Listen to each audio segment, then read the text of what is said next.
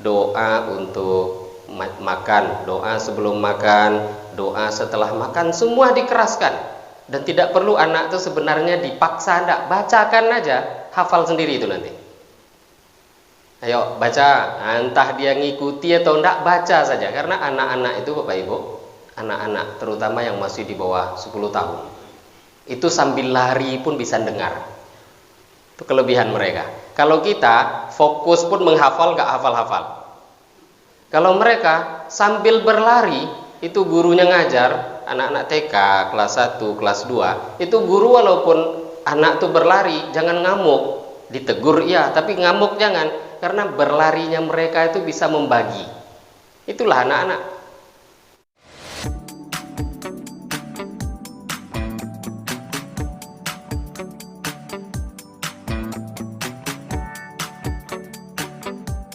Bismillahirrahmanirrahim. Assalamualaikum warahmatullahi wabarakatuh.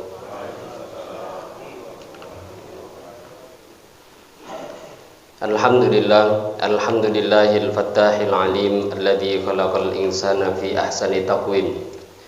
Wa asyhadu an la ilaha illallahul wahidul hakim wa asyhadu anna sayyidana wa maulana Muhammadan abduhu wa rasuluhur raufur rahim. Allahumma salli wa sallim ala sayyidina Muhammadinil karim al-munzali alaihi wa innaka la'ala khuluqin azim. Wa ala alihi wa ashabihi alladhina ataw rabbahum biqalbin salim, amma ba'd.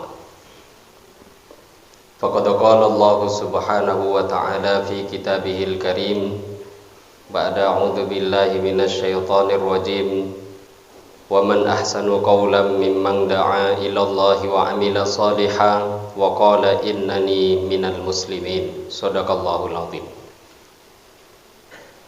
Alhamdulillah.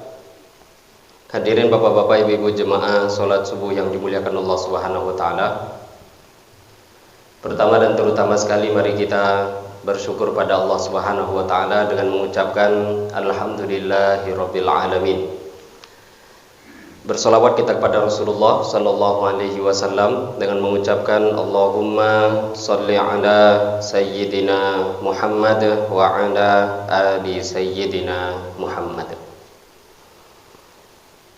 Hadirin Bapak Ibu jemaah salat subuh yang dimuliakan Allah Subhanahu wa taala.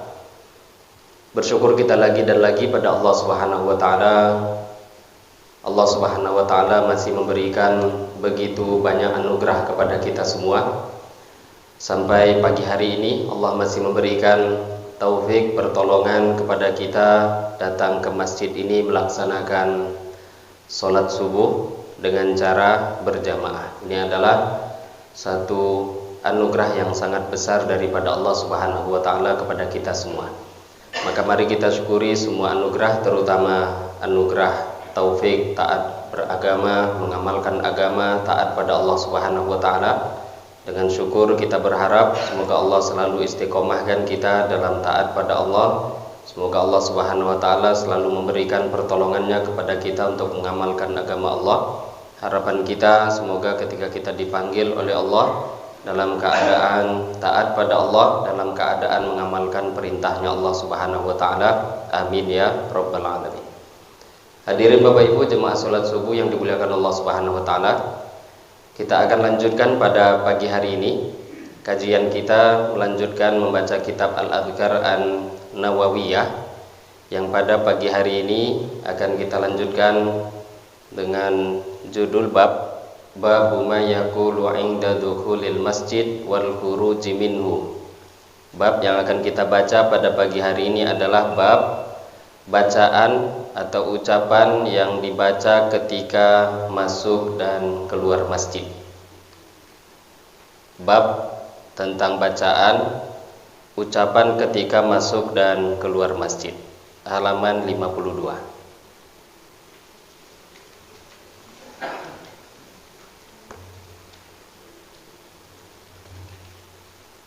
Wa bisanadinal muttasil ilal Imam An-Nawawi rahimahullahu taala qala nafa'anallahu bihi wa bi'ulumihi fid dharain. Bab ma yaqulu 'inda dukhulil masjid wal khuruji minhu. Bab menerangkan tentang bacaan ucapan ma yaqulu 'inda dukhulil masjid, yang diucapkan ketika seseorang masuk masjid, wal khuruji minhu, dan ketika dia keluar daripada masjid. Yustahabbu, disunnahkan, yustahabbu, dianjurkan, ayyakula, untuk seseorang membaca a'udzu billahil azim wa biwajhihil karim wa sultanihil qadim minasyaitonir rajim, alhamdulillah, Allahumma shalli wa sallim ala Muhammad wa ala ali Muhammad, Allahumma ghfirli dzunubi waftahli abwaba rahmatik. Bacaan yang dianjurkan ketika masuk ke masjid. Tsumma yaqulu, kemudian dianjurkan juga dia membaca bismillah. Ini di kitab yang terjemahan yang kita pegang di sini langsung di terjemahan itu, tidak ada dituliskan bahasa Arabnya. Tsumma yaqulu, kemudian dia mengucapkan bismillahi, dia baca bismillah. Wa yuqaddimu, kemudian dia dahulukan rijlahu, kaki dia, al-yumna, kaki yang kanan, fid dukhuli, ketika masuk masjid. Wa yuqaddimu, dan dia mendahulukan al-yusra, kaki kiri, fil khuruji, ketika keluar dari masjid.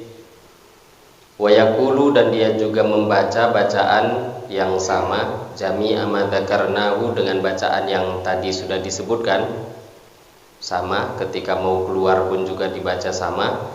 A'udzu billahil azim wa biwajhil karim wa sultanihil qadim minasyaitonir rajim, alhamdulillah, Allahumma shalli wa sallim ala Muhammad wa ala ali Muhammad. Hanya saja nanti illa annahu yaqul, hanya saja ada perbedaan, abwaba fadlik, dirubah lafaz akhirnya doa itu, Allahumma ftahli abwaba fadlik, rahmatika diganti dengan abwaba fadlik badala rahmatik, dia ganti kalimat rahmatik dirubah dengan lafaz abwaba fadlik. Ini ditulis duluan oleh Al-Imam An-Nawawi, yang kemudian nanti baru beliau akan terangkan hadis-hadis yang berkaitan dengan apa yang beliau sampaikan. Jadi ada doa-doa di dalam satu sunnah yang diajarkan oleh Nabi, Bapak Ibu. Masuk masjid membaca doa a'udzu billahil azim. A'udzu, aku minta perlindungan, billahi, kepada Allah, al-azim, yang maha agung, wa biwajhihi, dan dengan zatnya Allah, al-karim, yang maha mulia, wa sultanihil qadim, dan dengan kekuasaan Allah, al-qadim, yang terdahulu. Aku minta perlindungan minasyaitani, daripada setan, ar-rajim, yang terkutuk. Alhamdu, segala puji, lillahi, hanya bagi Allah. Allahumma, ya Allah, salli, kirimkanlah solawat, rahmat, wasallim, dan kirimkanlah salam, ala Muhammadin, ke atas Sayyidina Muhammad sallallahu alaihi wasallam, wa ala ali Muhammadin, dan ke atas keluarganya Nabi Muhammad sallallahu alaihi wasallam. Allahumma, ya Allah, yaghfir, ampunkanlah, li, untuk aku, dzunubi, dosa-dosaku, waftah, dan bukakanlah, li, untuk aku, abwaba rahmatika, pintu-pintu rahmatmu. Tsumma yaqulu, kemudian dia membaca bismillahi, dilanjutkan dengan bismillah, baru kemudian mendahulukan kaki kanan ketika masuk, dahulukan kaki kiri ketika keluar masjid, dan baca bacaan yang sama ketika keluar, hanya saja dirubah akhir kalimat yang berbunyi waftahli abwaba rahmatik, dirubah menjadi waftahli abwaba fadlik. Ini lafaz yang disampaikan oleh Imam An-Nawawi dalam pembukaan pembahasan bab masuk keluar masjid. Nah, dalil-dalilnya atau hadis-hadis yang berkaitan dengan apa yang beliau sampaikan ini, itu yang akan kita baca, yang beliau terangkan juga di pembahasan setelahnya ini. Mana dalilnya? atau hadis-hadis Nabi yang menyampaikan kesunahan apa yang beliau sampaikan tadi. Ruwaina telah kami riwayatkan an Abi Humaid daripada Abu Humaid atau Abi Usaid atau Abu Usaid radhiyallahu anhuma.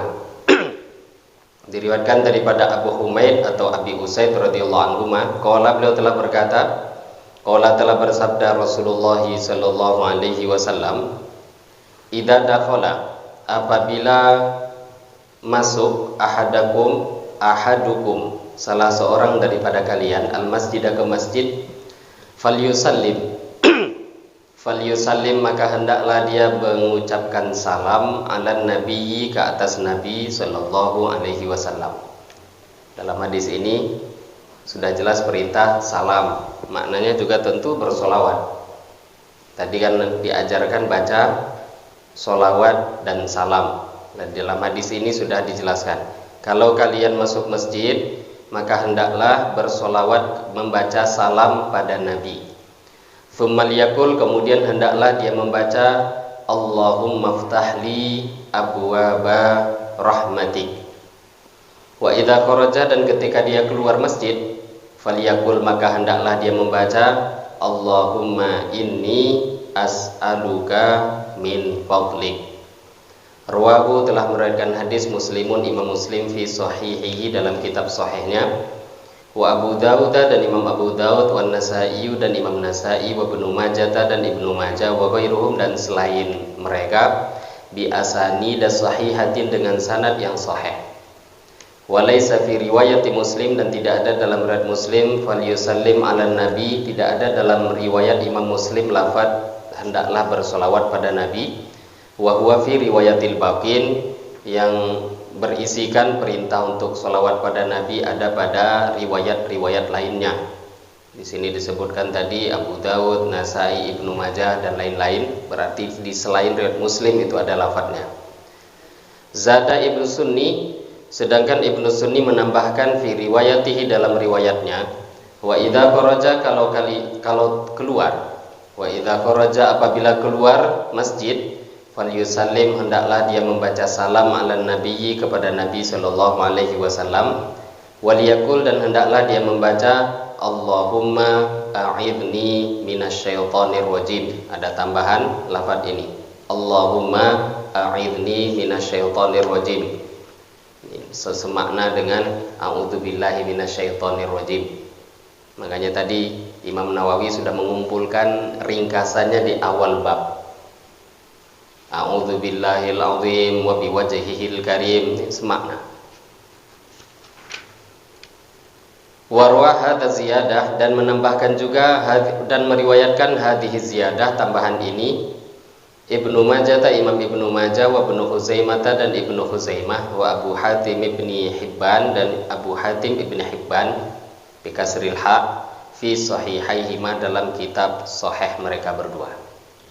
Nah, ini hadis yang pertama Bapak Ibu, beliau menuliskan dari keterangan apa yang beliau sampaikan. Secara umum Imam Nawawi sudah memudahkan kita untuk beliau sudah mengumpulkan doa atau amalan apa atau bacaan apa yang dianjurkan ketika masuk masjid.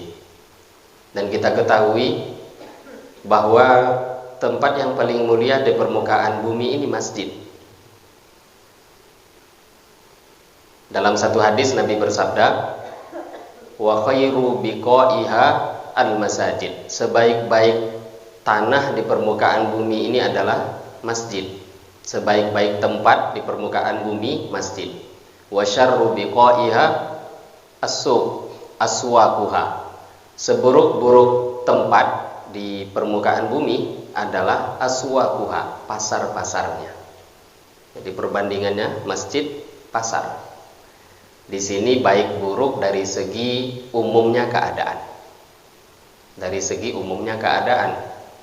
Bukan berarti kalau pasar itu buruk maknanya isinya pasti maksiat, pasti masuk pasar dosa, enggak. Umumnya keadaan pasar itu membuat orang tidak taat pada Allah. Keadaan umum. Umumnya keadaan umum masjid itu membuat orang ingat pada Allah. Maka sebaik-baik tempat di permukaan bumi adalah masjid. seburuk-buruk tempat di permukaan bumi adalah pasar, itu makna hadisnya. Nah, cuma kalau pasar itu zaman Nabi, pasar Madinah, itu pasarnya zaman Nabi nggak ada bedanya dengan masjid. Karena amal-amal masjid pun mereka hidupkan di pasar. Sehingga orang-orang di pasar pun masuk pasarnya sahabat zaman itu ya ingat juga dengan Allah. Tapi tetap pasarnya sahabat dibandingkan dengan masjidnya waktu itu jauh-jauh lebih mulia, maksudnya jauh-jauh keadaan agamanya itu lebih hidup, keadaan mengingat Allah dibanding pasarnya itu di zaman mereka. Maka masuk masjid, tempat yang paling mulia, ada adab-adab yang diajarkan, dimulai dari apa yang dibaca, apa yang dibuat, apa yang diamalkan di dalam, itu termasuk yang beliau bahas dalam kitab ini. Jadi masuk masjid, kita sudah sering menghafalkan dari kecil beberapa doa.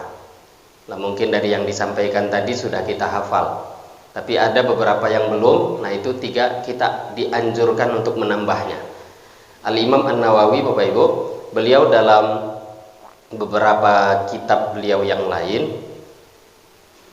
di antaranya dinukil di dalam kitab Majmu' Syarah Muhadzab, beliau mengingatkan kepada kita umat Islam, kalau misalkan terlalu panjang, misal bagi orang yang sudah tidak mampu menghafal, tapi tentu diusahakan bagi yang mampu dihafal. Kata beliau, kalau memang terlalu panjang bagi orang yang sulit menghafal doa-doa yang disampaikan tadi, maka paling tidak amalkanlah apa yang diriwayatkan oleh Imam Muslim yang baru saja kita dengar. Masuk masjid, Allahumma ftahli abwaba rahmatik. Keluar masjid, Allahumma inni as'aluka min fadlik. Masuk masjid, ya Allah, aku minta kepada Engkau agar Engkau membukakan kepada aku pintu-pintu rahmatmu. Keluar masjid, ya Allah, aku minta kepada Engkau min fadlik, daripada anugerah-anugerahmu. Ini minimal yang disampaikan disampaikan para ulama, diantaranya Imam Nawawi. Kalau nggak mampu menghafalkan yang banyak, paling tidak yang sedikit itu tadi jangan ditinggalkan. Tapi tentu orang yang mengamalkan lebih banyak juga akan mendapatkan fadilah lebih banyak. Nah, ini bacaan-bacaan tadi dimulai dari a'udzubillahil azim wa biwajhihil karim wa sultanihil qadim. Ini ada fadilah-fadilah tersendiri. Ada fadilah tersendiri. Kemudian di dalam doa yang secara umum kita baca, hadisnya berbunyi idza dakhala ahadukumul masjid. Apabila salah seorang dari kalian masuk masjid. Ini bahasa hadis secara letterleknya seperti itu. Biasanya terjadi pertikaian kecil-kecilan di antara orang-orang yang awam. Ini bacanya ketika masuk atau sebelum masuk. Ada pertikaian, ini harusnya sebelum masuk, ini harusnya setelah masuk. Para ulama pun juga membahas. Ada yang merojehkan sebelum masuk, jadi pintu masjid sebelum masuk pintu, baca dulu. Ada yang mengatakan masuk dulu baru baca. Tapi di antara ulama yang mengatakan dahulukan baca dulu baru masuk, maka mereka berarti memberi makna hadis ini idza aradat dukhul. Kalau kalian mau masuk masjid. Bahasa hadisnya tadi idza dakhala ahadukum. Maka di sini harus dimaknai kalau sebelum idza aradat dukhul, kalau mau masuk masjid baca doa. Tapi sebenarnya nggak salah juga yang sudah masuk kemudian baca doa, nggak salah. Itu pun juga sudah mengamalkan hadis yang disampaikan oleh Rasulullah Shallallahu Alaihi Wasallam. Mana-mana yang paling mudah? Ya, ulama sebahagian diantaranya Ibnu Hajar, beliau lebih memilih untuk membaca doa ini sebelum melangkahkan kaki, sebelum masuk masjid. Jadi beliau memaknai hadis, apabila mau masuk masjid salah seorang di antara kalian. Kalau mau itu kan sebelum, hendak masuk baca, kemudian baru melangkahkan kaki kanannya ke dalam masjid.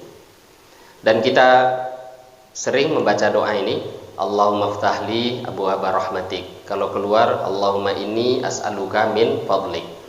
Apa perbedaan minta rahmat dengan minta anugerah? Padahal kan ada kemiripan di antara keduanya.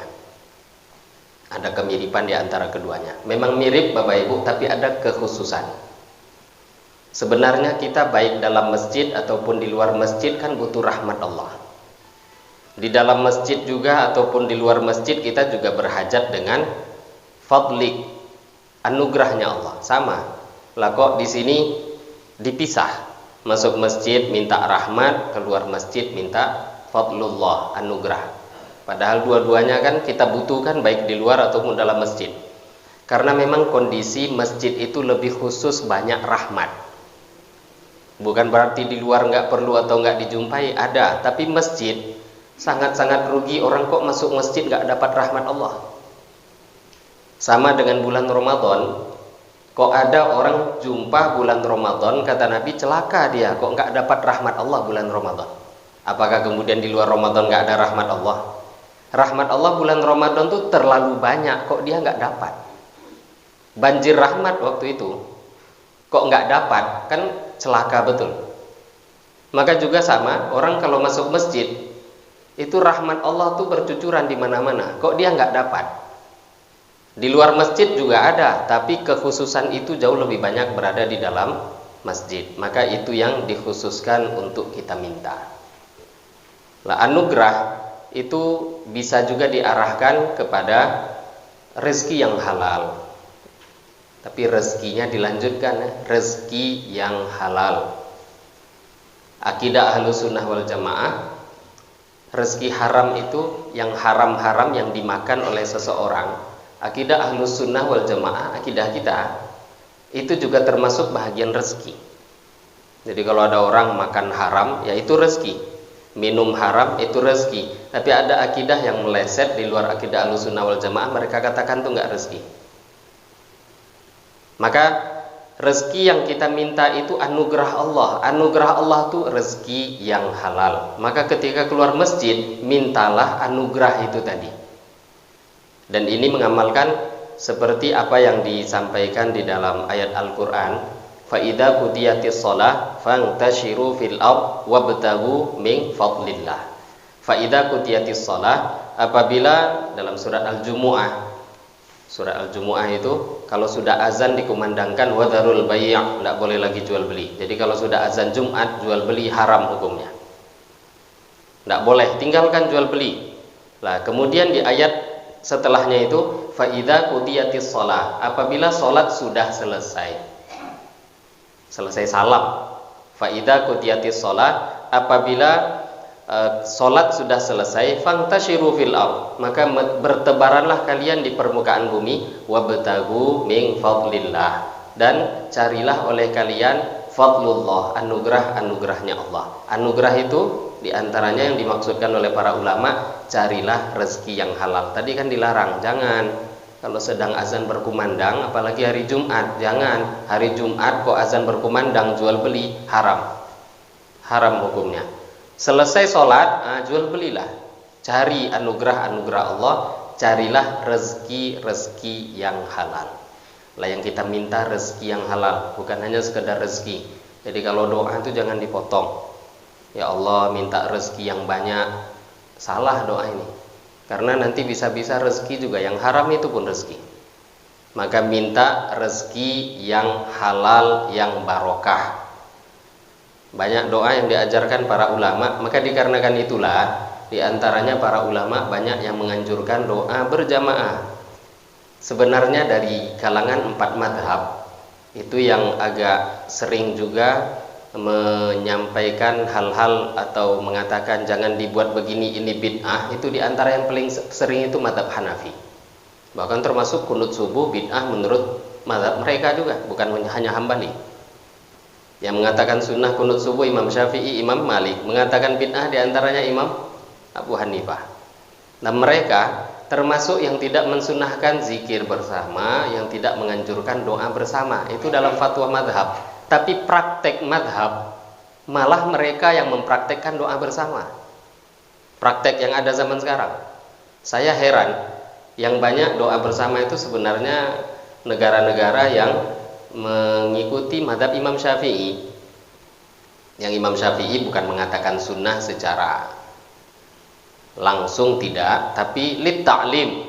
Mereka pun ketika kami tanya kepada guru-guru kami yang bermadzhabkan Hanafi, kenapa orang-orang di mazhab Hanafi ini kalau ulama-ulama mereka di masjid itu kok doanya bersama, padahal ajaran mazhab kalian enggak? Maka para ulama imam-imam Abu Hanifah mazhab Hanafi mereka mengatakan, kami berdoa bersama, para ulama kami memimpin doa, maksud tujuannya adalah lit ta'lim, untuk mengajarkan pada umat cara berdoa. Karena umat ini memang banyak nggak pandai doa, Bapak Ibu.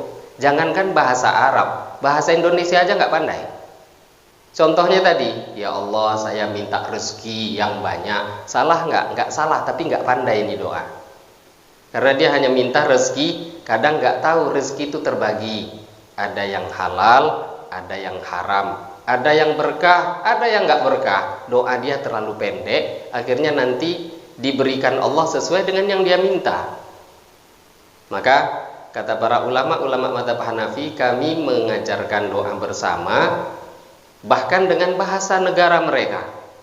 Tujuannya agar orang-orang awam itu lit ta'lim, mereka berdoa tahu kalau doa sendiri itu apa yang diminta. Kalau doa sendiri bagaimana cara minta pada Allah dan apa yang diminta. Dan memang itu tujuan Nabi dulu membaca doa tuh keras semua. Kalau seumpama Nabi baca doa nggak keras, nggak akan mungkin sahabat tuh hafal. Coba kalau Nabi doa makan baca dalam hati, tahu sahabatnya dari mana nanti? Kalau Nabi seumpama lepas sholat baca masuk masjid kok baca doanya dalam hati, dari mana sahabat tahu itu doanya? Lah kok kita zaman sekarang merasa kok dikeraskan itu jadi bid'ah? Nabi saja membuat itu untuk ngajarin. Apakah kita tidak lebih butuh pengajaran dibandingkan sahabat? Jadi asalnya doa itu malah keras, aslinya, karena memang dulu awal mulanya pengajarannya itu seperti itu. Nah kalau orang zaman sekarang merasa sudah lebih tahu, ya wallahu a'lam. Yang penting sahabat saja masih berhajat dengan pengajaran. Bahasa Arabnya ta'lim. Maka dalam 4 mazhab itu sepakat kalau doa bersama, zikir bersama, doa bersama, satu asal tujuannya lit ta'lim, ngajari, maka dianjurkan. Ini sepakat 4 mazhab. Tapi kalau sudah semuanya alim satu masjid, alim ya, alim itu bahasa Arab, kalau diterjemahkan bahasa kita Indonesia, tahu itu alim. Kalau sudah tahu, maka imam baru melirihkannya. Tapi kalau selagi imam masih meyakini masih banyak yang nggak tahu daripada yang tahu, dianjurkan memang bagi imam mengajarkan makmum tentang apa-apa bacaan-bacaan yang dianjurkan dalam semua amal. Bukan cuma sholat, mau masuk masjid pun keras kan.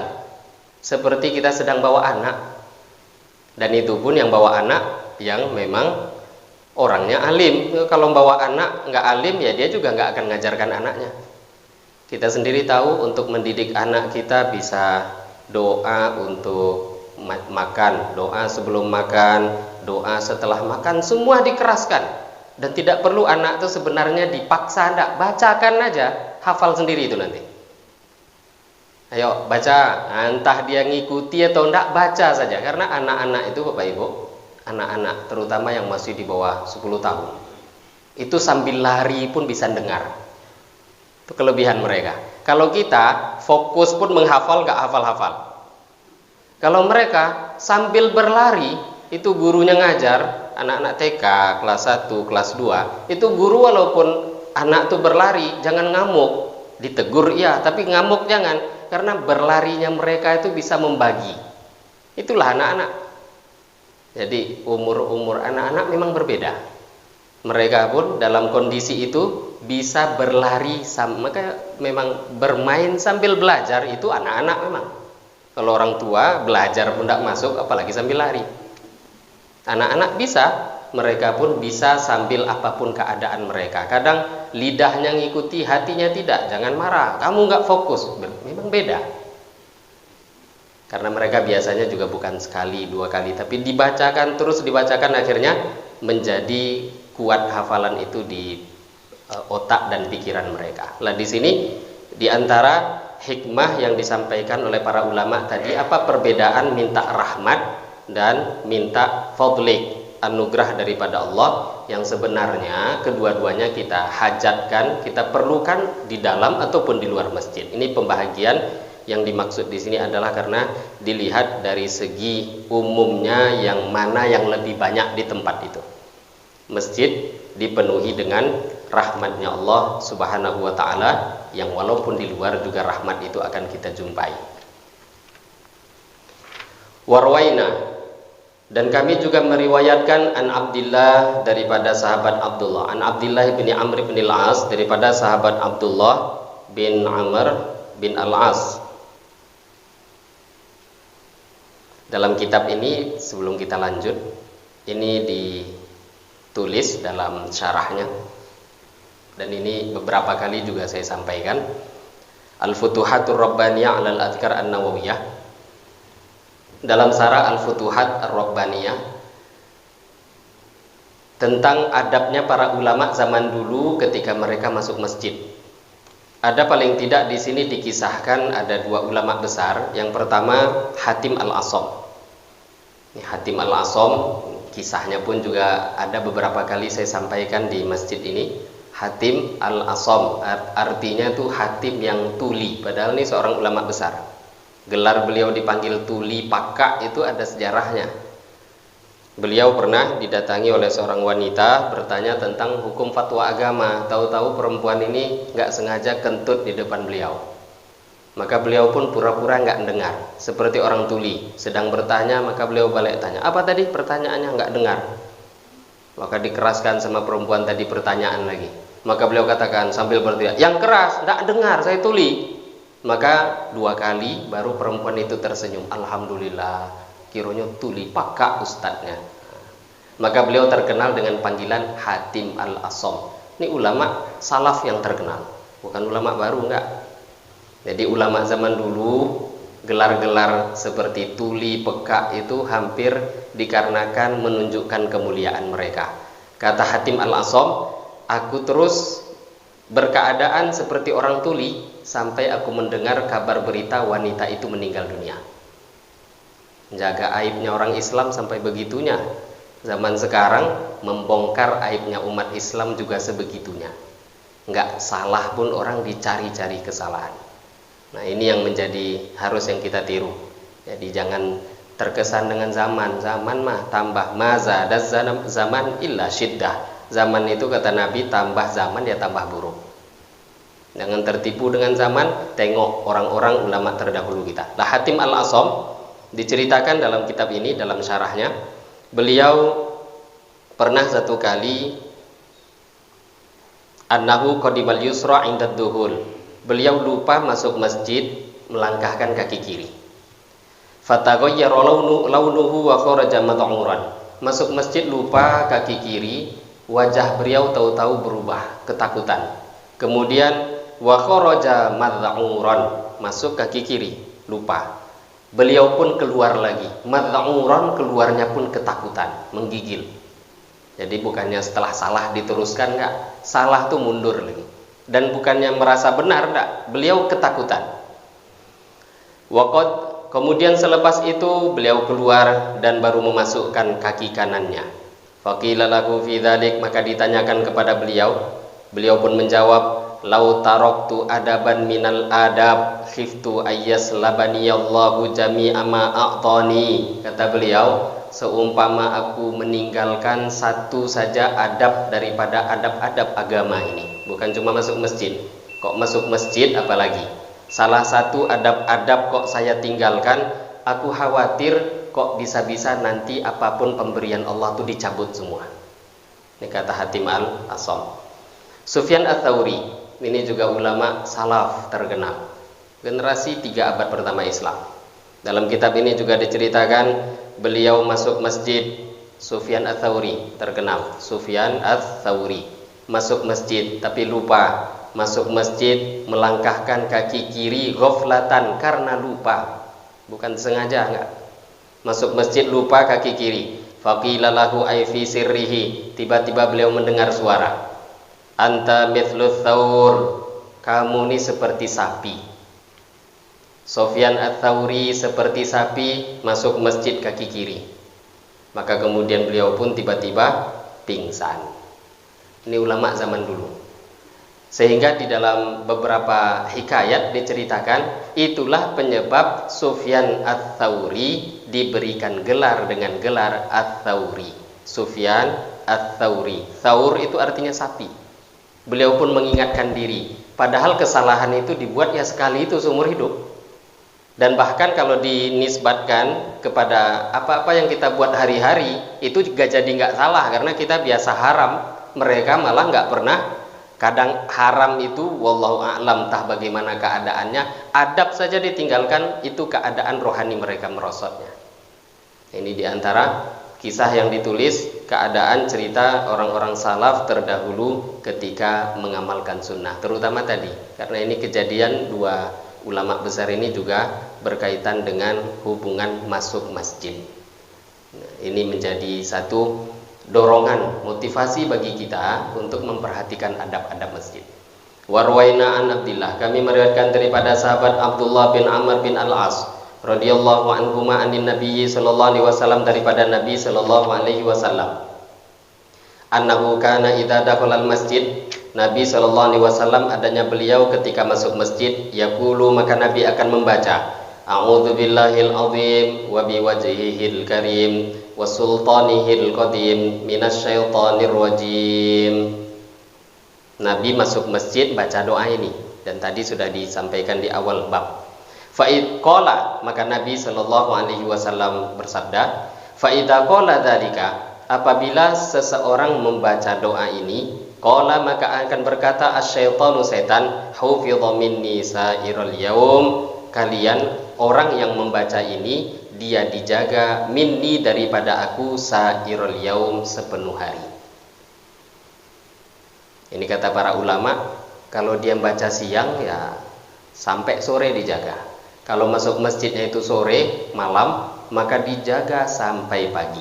Siapa yang masuk masjid membaca a'udzu billahil azim wa biwajhihil karim wa sultanihil qadim minasyaitonir rajim, setan akan mengatakan hufidha minni sairul yaum, sudahlah, saya nggak bisa buat apa-apa, nggak bisa ganggu lagi, dia akan terjaga dari aku, kata setan, sampai sepenuh hari.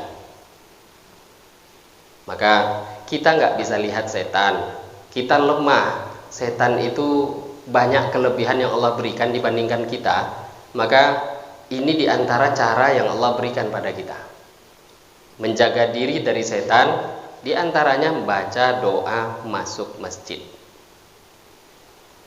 Kemudian warwaina fi kitab Ibnu Sunni, dan kami juga meriwayatkan fi kitab Ibnu Sunni, dalam kitab Ibnu Sunni, an Anasin, daripada sahabat Anas radhiyallahu anhu, qala, beliau telah berkata, karena adanya Rasulullah sallallahu alaihi wasallam idza dakhala al-masjid, kalau beliau masuk masjid, qala, maka Nabi akan membaca bismillah, Allahumma shalli ala Muhammadin, bismillah, Allahumma shalli ala Muhammad. Wa idza kharaja, dan ketika beliau keluar dari masjid, qala, maka beliau membaca bismillah, Allahumma shalli ala Muhammad. Ini juga dibahas di awal kan, termasuk di antara sunnahnya masuk masjid baca sholawat. Ini di antara hadis yang menerangkan. Warwaina, kami juga meriwayatkan as-sholatu, mengenai sholawat ala nabi, kepada Nabi, inda dukhulil masjid, ketika masuk masjid, wal khuruji, dan keluar minhu, daripada masjid, min riwayat Ibnu Umar, daripada riwayat Ibnu Umar aidan juga. Warwaina, dan kami juga meriwayatkan fi kitab Ibnu Sunni, dalam kitab Ibnu Sunni, an Abdullah bin Hasan, daripada Abdullah bin Hasan, an ummihi, daripada ibunya, an jaddatihi, daripada neneknya. Ibu beliau Abdullah bin Al-Hasan ini namanya juga Khadijah. Nenek beliau Khadijatul Kubra, putri Rasulullah sallallahu alaihi wasallam. Qalat Sayyidah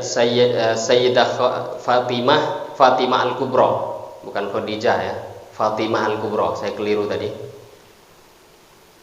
Ibu beliau bernama Fatimah, neneknya bernama Fatimah Al-Kubra, putri daripada Rasulullah sallallahu alaihi wasallam. Qalat, Fatimah mengatakan, qala, telah bersabda Rasulullah sallallahu alaihi wasallam, Idza dakhala, apabila masuk al-masjidah, masjid.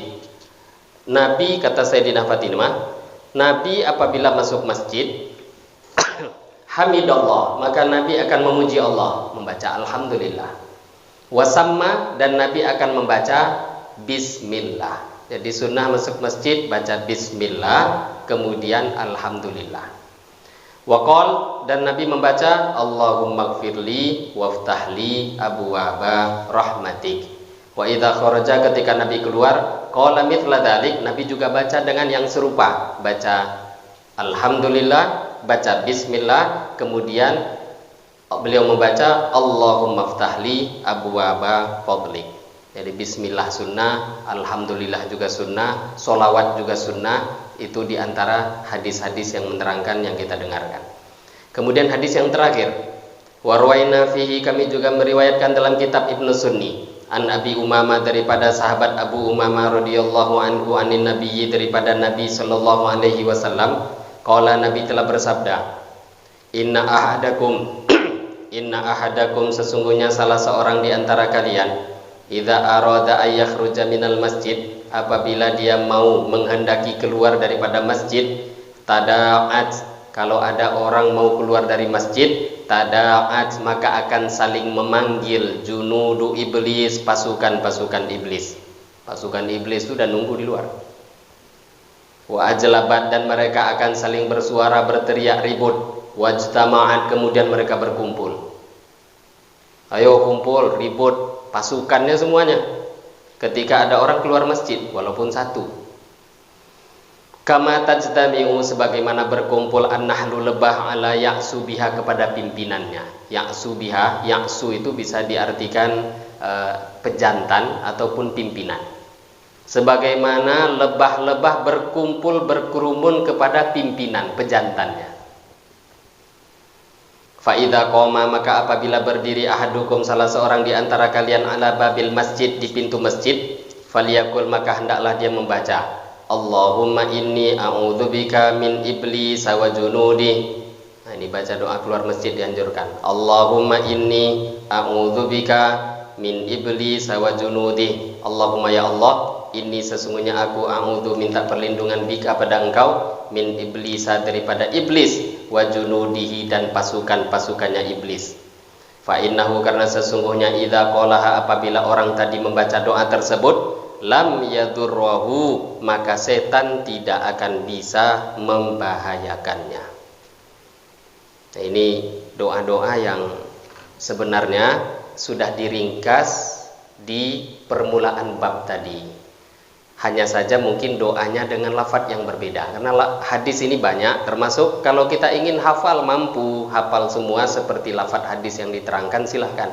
Tapi kalau meringkas dalam doa yang disampaikan Imam Nawawi di awal tadi, a'udzubillahil azim wa biwajhihil qadim wa biwajhihil karim wa sultanihil qadim minasyaitonir rajim, ini sudah juga mengumpulkan doa yang terakhir kita dengarkan.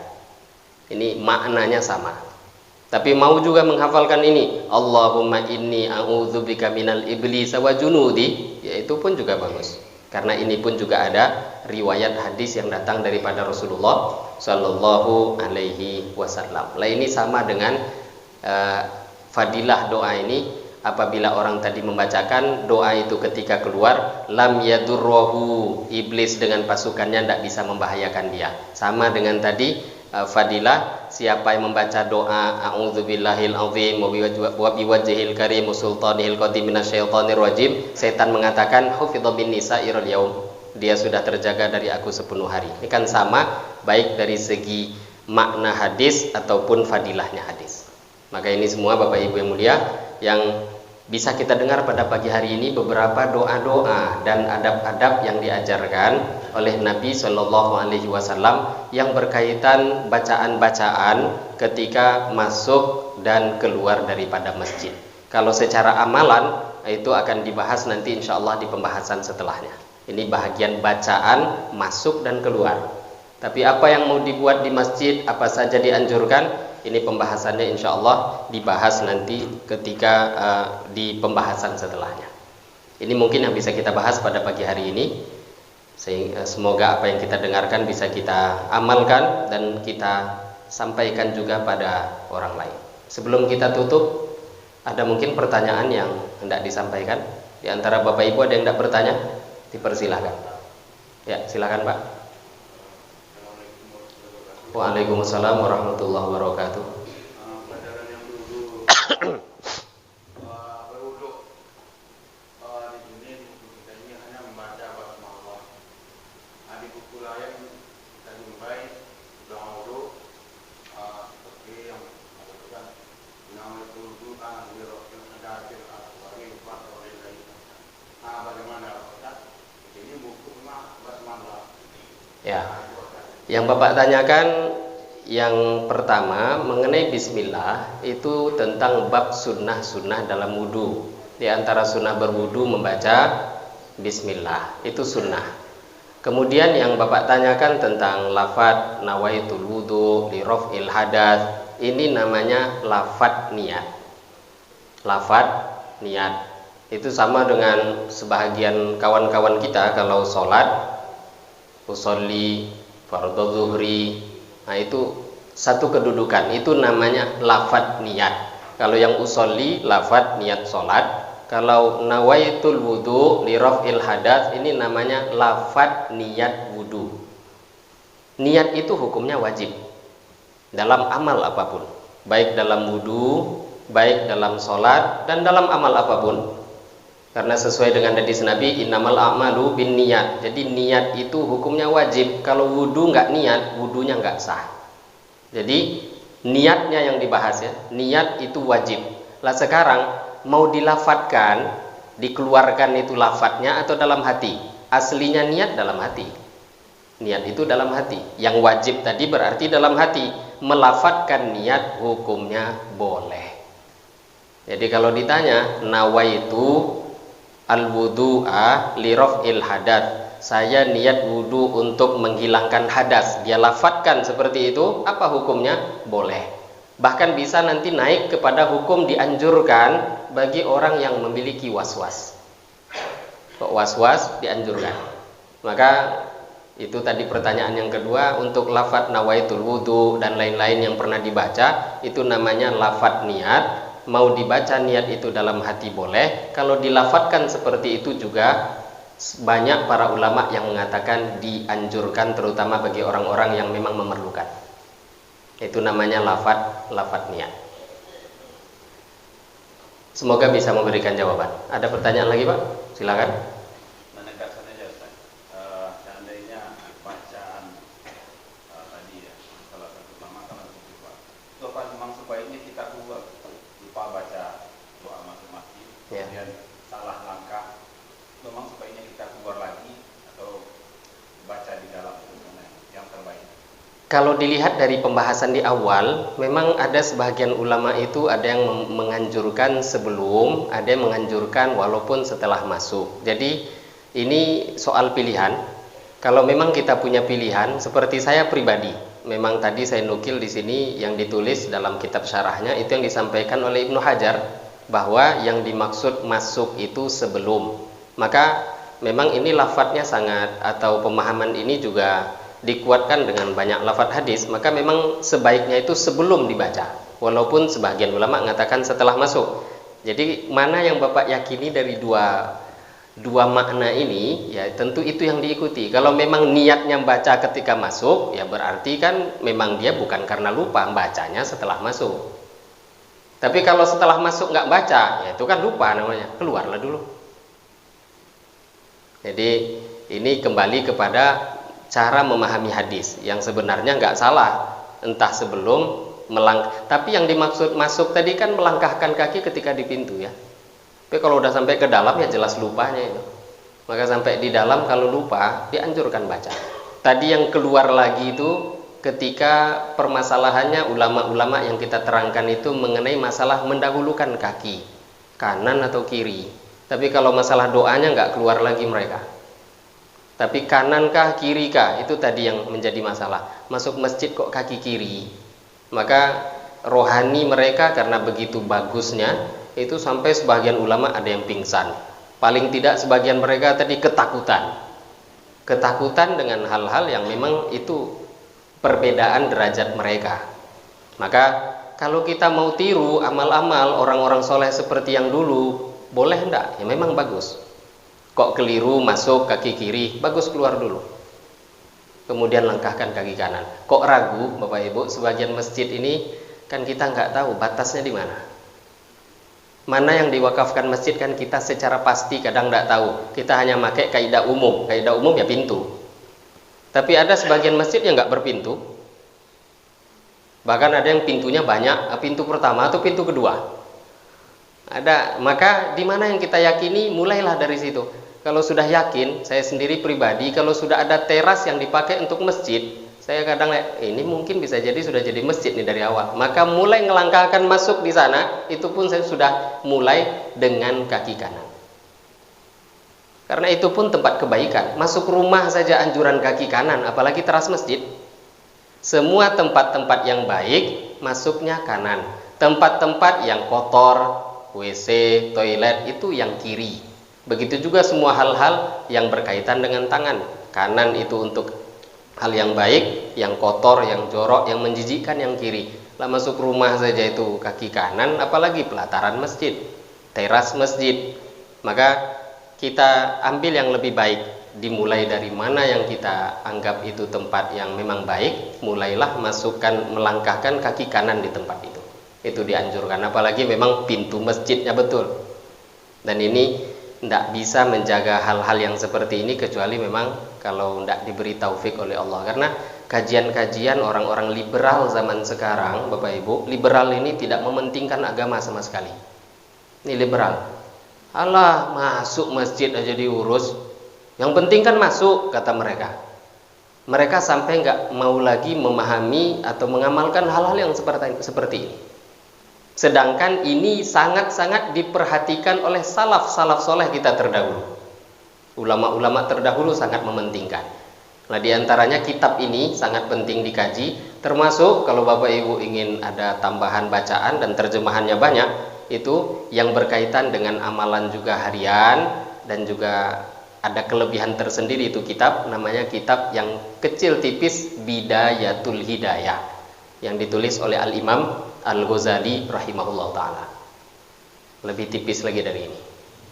Itu bisa juga untuk menjadi tambahan referensi membaca dalam amalan-amalan harian, amalan kita selama 24 jam sehari-hari.